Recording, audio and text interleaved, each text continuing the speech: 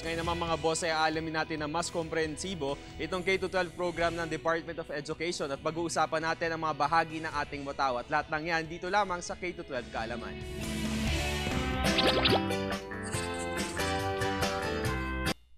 Kumusta mga boss? Ako si JC at muli kami nagbabalik ng pinakamatalik kong kaibigan sa school na si Lulu. Ako si Lulu. Mas pasisiglahin namin ni Lulu ang umaga ninyo sa hatid naming kaalaman tungkol sa K-12. Na bahagi ng Philippine Development Plan o PDP. Alam niyo ba mga boss, itong nakaraang May 28 hanggang June 12, ginunita natin ang National Flag Day. Ano naman ang koneksyon sa K-12 niyan, JC?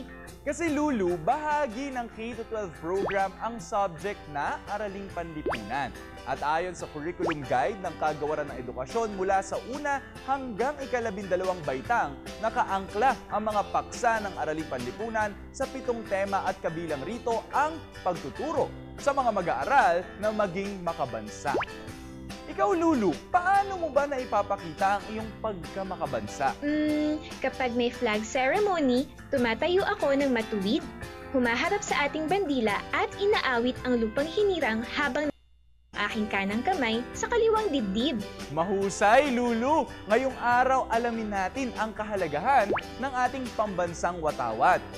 Ang ating bandila ay simbolo ng ating pagkakakilanlan bilang mga Pilipino. Ito ay may 4 na kulay, asul, pula, puti at, syempre, dilaw. Ang asul ay simbolo ng kapayapaan at katotohanan. Ang pula naman ay simbolo ng katapangan at digmaan. Kaya kapag may himagsikan mga boss, iwinawagayway ang ating Watawat na kulay pulang nasa itaas sa halip na asul. Ang 3 dilaw na bituin ay para sa 3 pinakamalalaking isla ng Pilipinas, ang Luzon, Visayas at Mindanao. Habang ang 8 sinag ng araw ay simbolo ng 8 lalawigan na nakipaglaban noong 1896 laban sa mga mananakop na Espanyol. Ang mga lalawigan na ito ay Batangas, Laguna, Tarlac, Nueva Ecija, Maynila, Cavite, Bulacan at Pampanga. Ang kulay puting tatsulok naman sa ating bandila ang simbolo ng kapatiran at pagkakapantay-pantay. Ang galing, JC! Malalim pala talaga ang kahulugan ng bawat kulay at simbolo na makikita sa ating Watawat.